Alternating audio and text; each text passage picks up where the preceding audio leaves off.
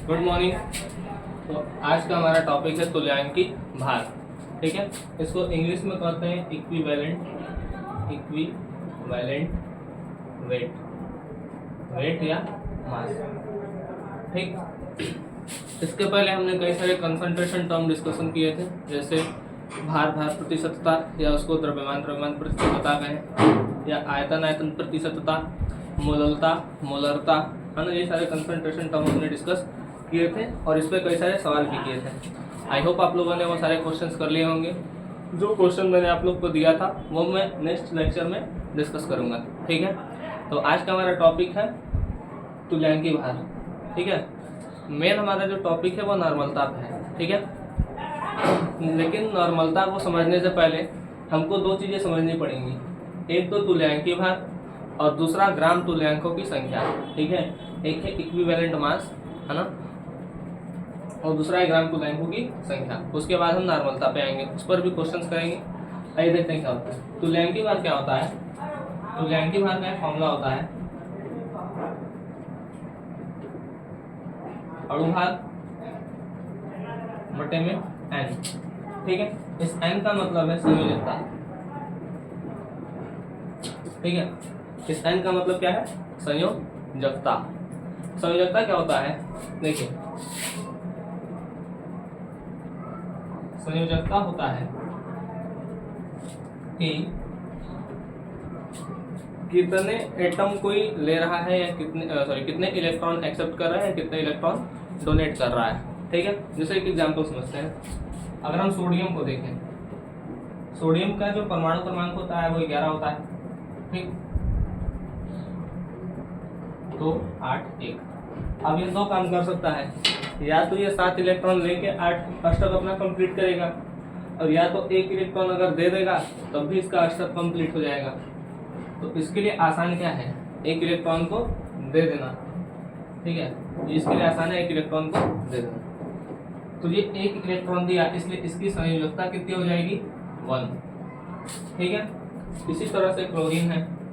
Chlorine का परमाणु क्रमांक 17, 2 8 7। अब ये क्या कर सकता है, ये भी दो काम कर सकता है, या तो 7 इलेक्ट्रॉन निकाल दे और या तो 1 इलेक्ट्रॉन ले ले। इसके लिए आसान क्या है, 1 इलेक्ट्रॉन लेना। ठीक है, तो इसकी भी संयोजकता कितनी हो जाएगी, 1। ठीक है, वो कितने इलेक्ट्रॉन ले रहा है या कितने इलेक्ट्रॉन दे रहा है वही उसकी क्या कराती है, संयोजकता। ठीक है, ये अपने छोटी कक्षाओं में पढ़ा होगा, इस पर हम बहुत ज़्यादा डिस्कशन नहीं करते हैं। चलिए देखिए,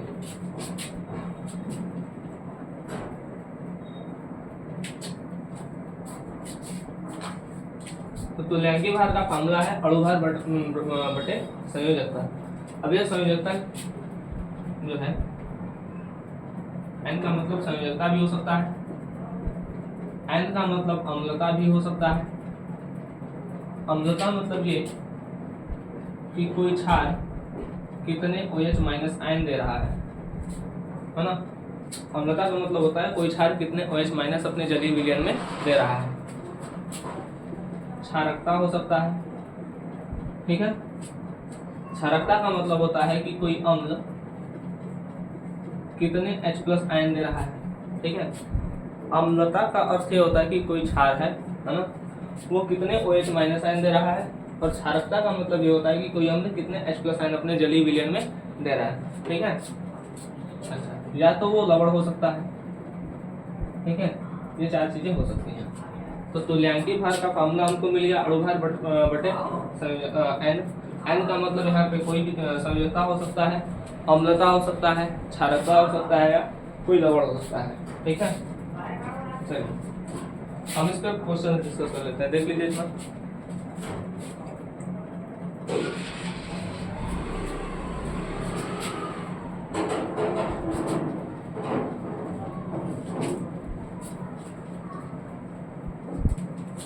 आइए हम सबका एक क्वेश्चन कर लेते हैं।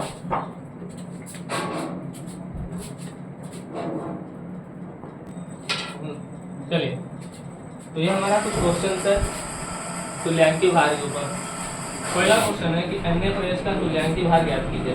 ठीक है, तो हमको पता है तुल्यांकी भार का जो फॉर्मूला होता है वो होता है अणुभार बटे में x या n भी लिखते n लिखें, ठीक है, या x भी लिखा हुआ मिल जाता है, ठीक है। देखिए NaOH क्या है, ठीक है, ये Na प्लस और OH माइनस, जिसमें से OH माइनस आयन निकलता है उसको हम क्षार कहते हैं, ठीक है, जिसमें मतलब NaOH क्या है, क्षार है। तो इसकी जो अम्लता है वो कितनी है, मतलब इसमें से कितना OH निकल रहा है, ठीक है। अम्लता वो होती है, ठीक है, कि कोई क्षार कितना OH माइनस आयन दे रहा है। तो इसमें एक OH माइनस आयन मिल रहा है, मतलब इसकी क्षारकता कितनी होगी, एक। क्षारकता आ रहा है तब भी ठीक है, नहीं आ रहा है तब भी ठीक है। आप यहाँ जैसे जैसे क्वेश्चंस करते जाएंगे आपको आइडिया मिलता जाएगा, ठीक है। देखिए अच्छा, अणु भार कैसे निकलता है, जिनको नहीं पता है वो देख लें, वैसे कल हम एक बार बताए थे। NaOH है, ध्यान दीजिए, जैसे क्लोरीन है, ठीक है, तो क्लोरीन में से हम C मतलब कार्बन बोल सकते हैं, L मतलब कुछ नहीं होता है। Na में हम N को नाइट्रोजन बोल सकते हैं, लेकिन A मतलब कुछ नहीं होता है। CO में हम C को कार्बन बोल सकते हैं, O को ऑक्सीजन बोल सकते हैं, ठीक है। तो कहने का मतलब ये है कि जिसमें हमको कोई ना कोई एलिमेंट का नाम मिल जाए उसको हम अलग करेंगे, लेकिन ऐसा कोई भी एलिमेंट हम अलग नहीं करेंगे जिसमें से हमको नाम ना मिले, ठीक है। जैसे N से नाइट्रोजन ऐसे कुछ नहीं, तो हम इसको अलग नहीं करेंगे, इसको Na का Na रहने देंगे, इसको Cl का Cl रहने देंगे, लेकिन इसमें से हम C को अलग और O को अलग कर सकते हैं, ठीक है। आइए, तो यहाँ पे Na है तो Na को अलग कर लीजिए, O है, H है, ठीक है। Na है कितना, एक, O है कितना, एक, H है कितना, एक। अब इसका हमको मल्टीप्लाई कर देना है इसी के अणुभार से। तो सोडियम का अणुभार होता है 23, ऑक्सीजन का होता है 16 और हाइड्रोजन का होता है 1, ठीक है। अब इन सबों को जोड़ दीजिए तो ये हमारा 40 आ जाएगा। NaOH का अणुभार कितना आ गया, 40, ठीक है। तो हम यहाँ ऊपर रखेंगे 40 और नीचे रखेंगे 1, तो इसका जो तुल्यांकी भार आएगा वो कितना आ जाएगा, 40, ठीक है। अच्छा एक चीज और, तुल्यांकी भार को हम शो करते हैं कैपिटल ई से, किससे, कैपिटल ई से, ठीक है। H2SO4 का तुल्यांकी भार आप लोग निकालिएगा, ठीक है। NaCl का आप लोग निकालिएगा। इसमें हम बता दे रहे हैं सल्फर का जो अणुभार होता है वो होता है 32, ऑक्सीजन का होता है 16, ठीक है, हाइड्रोजन का होता है 1, ठीक है। अब लेकिन हाइड्रोजन 2 है तो इसमें 2 से मल्टीप्लाई करिएगा, ऑक्सीजन 4 है तो इसमें 4 से मल्टीप्लाई करिएगा, सल्फर 1 है तो इसमें 1 से मल्टीप्लाई करिएगा, तो आपका अणुभार आ जाएगा। और H2SO4 में से आप 2 हाइड्रोजन क्या कर सकते हैं, निकाल सकते हैं, ठीक है।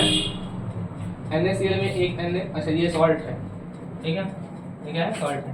तो सॉल्ट में आप चाहे जैसे ये +1 है, ये -1 है, तो चाहे आप ये +1 रखिए चाहे आप -1 रखिए, बस ध्यान दीजिएगा साइन के साथ मत रखिएगा, ठीक है। तो आप नीचे 1 ही रखेंगे इसमें। नेक्स्ट हमारा क्वेश्चन कैल्शियम का तुल्यांकी भार। देखिए कैल्शियम का जो अणुभार होता है वो होता है 40 और ये 2 प्लस चार्ज रखता है, तो अपॉन में 2, ये काट देंगे तो इसका तुल्यांकी भार कितना आ जाएगा, 20, ठीक है। जो क्वेश्चन आप लोग को दिया जाता है वो लगाया करिए, ठीक है। अब हमारा नेक्स्ट क्वेश्चन देखिए, अगर हमको रिएक्शन दे दे और तब इसमें रिएक्शन में अगर किसी विषय हमको तुल्यांकी भार पूछे तो हम कैसे करेंगे। इसके लिए सबसे पहले जरूरी है कि आप लोग रिएक्शन को बैलेंस किए रहिएगा, रिएक्शन को क्या करिएगा, बैलेंस करिएगा, ठीक है। रिएक्शन बैलेंस करना जरूरी है। इसमें दिया है कि HCl और NaOH रिएक्ट कर रहे हैं और बना रहे हैं NaCl प्लस H2O, है ना। तो पूछ रहा है कि HCl का तुल्यांकी भार कितना होगा।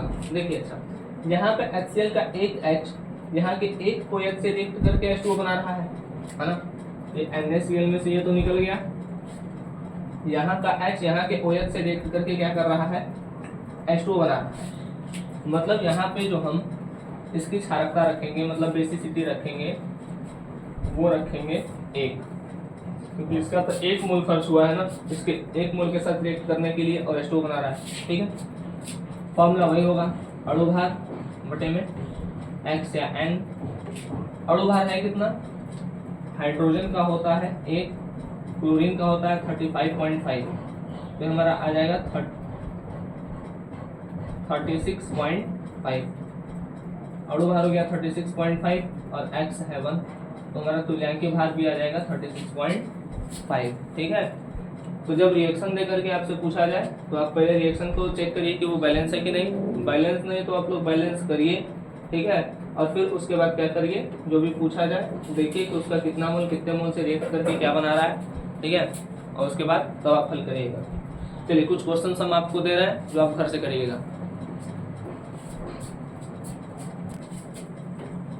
देखिए ये कुछ क्वेश्चन हैं, जैसे कैल्शियम हाइड्रोक्साइड है ना, एल्युमिनियम हाइड्रोक्साइड, सोडियम कार्बोनेट। ठीक है, सोडियम कार्बोनेट, इन सबको आपको क्या निकालना है, ग्राम तुल्यांकों की संख्या, ग्राम तुल्यांकों की संख्या। ठीक है ना। नेक्स्ट क्वेश्चन है H3PO4, H3PO3, H3PO2। ठीक है, एक चीज ध्यान दीजिएगा, यहाँ पर जो फास्फोरस है, इस फास्फोरस से 4 ऑक्सीजन है और इस 4 ऑक्सीजन से ये 3 हाइड्रोजन है, तो यहाँ पे ये 3 हाइड्रोजन आराम से निकल जाएंगे, तो यहाँ पे इसकी जो संयोजकता होगी वो 3 होगी। यहाँ पे ये जो ऑक्सीजन है वहाँ पे 1 2 3 सॉरी 1 2 3 ऑक्सीजन है और 3 हाइड्रोजन है, तो एक हाइड्रोजन ये होगी, ये होगा, और एक hydrogen sorry 2 hydrogen in 2 oxygen के साथ, तो ये हाइड्रोजन जल्दी नहीं निकलेगा। ठीक है, लेकिन ये हाइड्रोजन दोनों आराम से निकल जाएगा, तो यहाँ पे हाइड्रोजन की जो सॉरी यहाँ पे जो संयोजकता होगी वो 2 होगी। सेम इसी तरह यहाँ पर 2 ऑक्सीजन है, तो यहाँ पे 2 हाइड्रोजन ऐसे और एक हाइड्रोजन यहाँ पर, तो यहाँ पे जो हाइड्रोजन की संयोजकता होगी वो 1 होगी। ठीक है, आप लोग फिर इसके बाद इसका अणु भार निकाल कर करिएगा, तो संयोजकता हम बता दिए।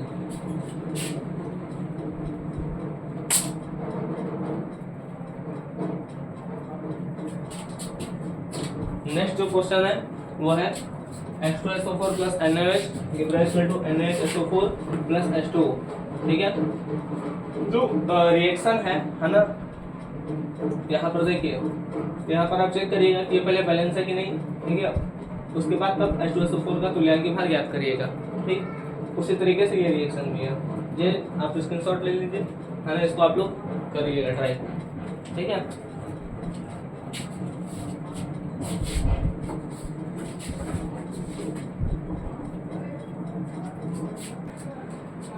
चलिए देखिए, तो अभी हम पहले पढ़े थे तुल्यांकी भार।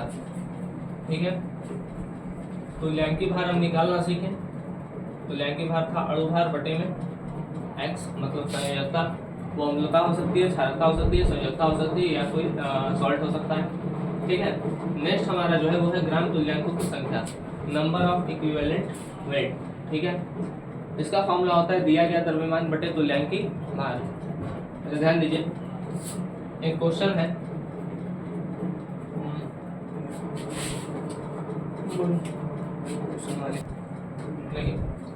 क्वेश्चन है 0.3 ग्राम Na2CO3 में ग्राम तुल्यांकों की संख्या ज्ञात करें। ठीक है, एक चीज ना, आप लोग जब भी क्वेश्चंस किया करिए तो फॉर्मूला हर बार लिखा करिए। ठीक है, ये तो होता है कि आप लोग फॉर्मूला देख के तो कर लेते हैं है ना, लेकिन फिर आप लोग बाद में भूल जाते हैं। तो भूलने का रीजन यही है कि आप लोग फॉर्मूले को बार बार लिखते नहीं हैं। ठीक है, देखिए यहाँ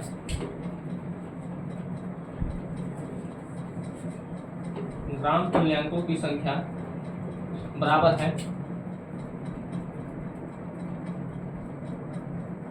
दिया गया द्रव्यमान बटे तुल्यांकी भार।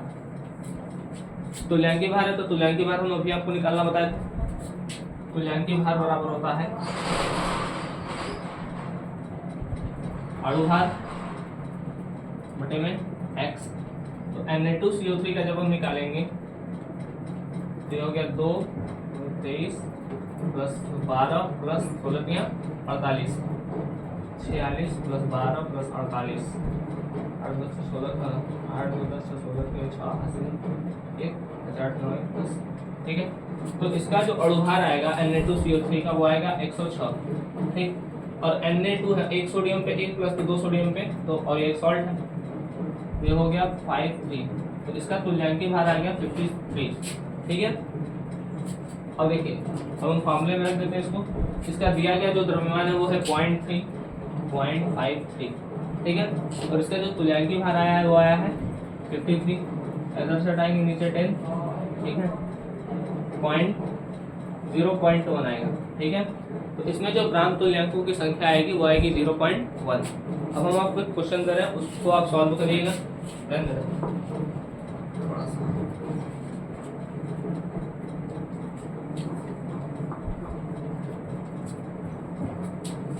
क्वेश्चन है कि 0.98 ग्राम H2SO4 में ग्राम तुल्यांकों की संख्या कितनी होगी, ठीक है। समझ में आ रहा है? एक और क्वेश्चन ले लीजिए।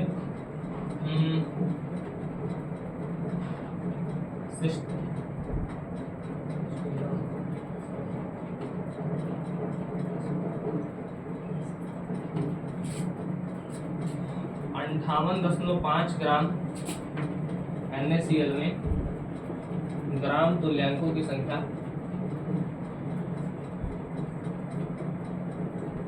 कितनी होगी, ठीक है। ये दो क्वेश्चन आप लोग करिए।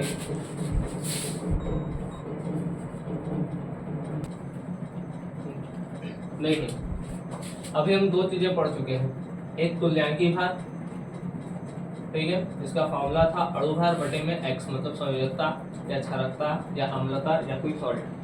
दूसरा था ग्राम तुल्यांकों की संख्या, ग्राम तुल्यांकों की संख्या। इसका फॉर्मूला था दिया गया द्रव्यमान बटे में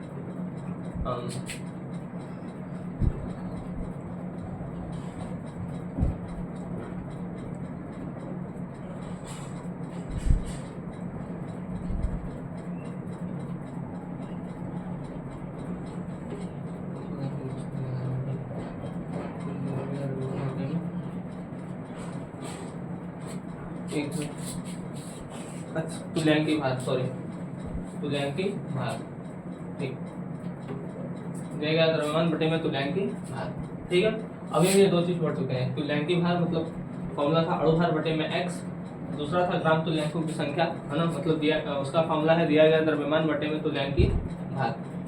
अब तीसरा जो हम ये दोनों इसलिए पढ़े हैं क्योंकि हम नॉर्मलता का क्वेश्चन हल कर पाए, ठीक है। मेन हमारा ये टॉपिक है जिसके लिए हमको ये दो चीज पढ़ना जरूरी था। नॉर्मलता बराबर होता है विलेय के ग्राम तुल्यांकों की संख्या बटे विलयन का आयतन, ध्यान दीजिएगा लीटर में रखना है, ठीक है। विलेय के ग्राम तुल्यांकों की संख्या बटे विलयन का आयतन लीटर में। क्वेश्चन देखते हैं इस पे। देखिए क्वेश्चन है 0.4 ग्राम NaOH जल में विलीन किया गया है, मतलब वाटर है, वाटर में 0.4 ग्राम NaOH है ना। तो जल क्या हो गया, विलायक, और NaOH हो गया विलेयक, ठीक है। तो विलेय जो है वो कौन है, NaOH। और विलयन का कुल आयतन दिया है 100 ml, विलयन का जो आयतन है वो दिया है 100 ml। चलिए हल करते हैं इसको। तो नॉर्मलिटी अर्थात नॉर्मलता बराबर होता है विलेय के ग्राम तुल्यांकों की संख्या। अच्छा, विलेय के ग्राम तुल्यांकों की संख्या कैसे निकलती है, ठीक है। विलेय ग्राम तुल्यांकों की संख्या निकलती है दिया गया द्रव्यमान बटे में तुल्यांकी भार से, तुल्यांकी भार, ठीक है। और नीचे विलयन का आयतन रखना है, तो विलयन का आयतन कितना है 100 ml। 100 ml को जब हम 1000 से डिवाइड कर देंगे तो वो चेंज हो जाएगा लीटर में, ठीक है, क्योंकि हमको विलयन का आयतन रखना है किसमें है, लीटर में, ठीक। अब तुल्यांकी भार हमको पता करना है, दिया गया द्रव्यमान तो है 0.4। तुल्यांकी भार ध्यान दीजिए यहाँ पर, तुल्यांकी भार कैसे निकलेगा, तो अभी हम पीछे पढ़ चुके हैं। अच्छा, तुल्यांकी भार निकालेंगे किसका, NaOH का। तो NaOH का तुल्यांकी भार हो जाएगा अणु भार बटे में x। NaOH का अणु भार हम आपको पीछे बता चुके हैं 40 होता है, x हो गया 1, तो ये हो जाएगा 40। NaOH का जो तुल्यांकी भार आएगा वो आएगा 40 अपॉन 100 अपॉन 1000। ये इससे मल्टीप्लाई होगा, ये यहाँ पे हो जाएगा, हो गया 0.4 इंटू 1000 अपॉन 100 इंटू 40, 1 2 3 1 2 3, ठीक है। ये हो गया 0.4/4, ठीक है। ये आ जाएगा 0.1। इसकी जो नॉर्मलता आएगी वो आएगी 0.1, ठीक है। बात समझ गया। नेक्स्ट क्वेश्चन देखिए,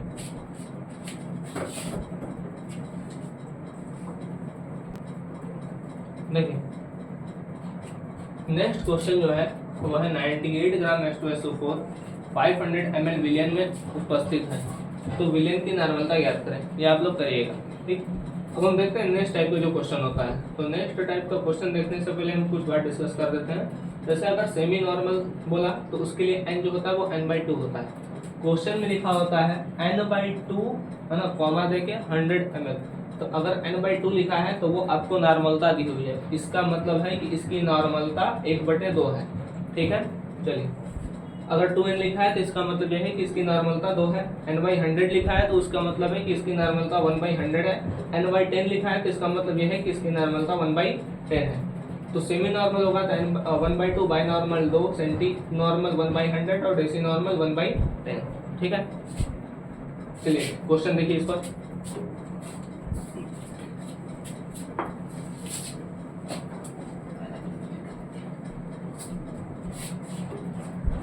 क्वेश्चन है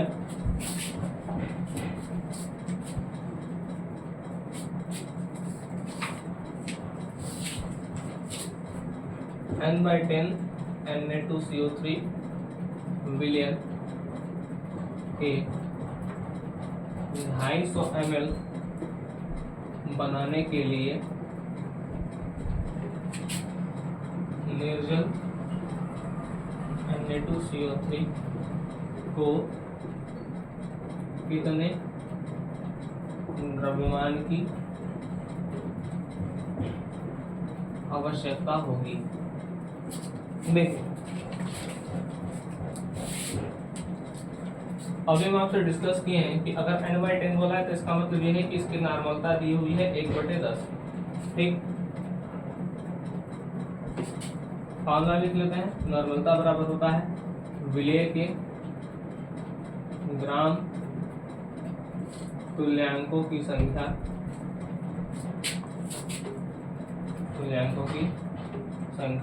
बटे विलियन का आयतन, और किसमें रहेगा, लीटर में।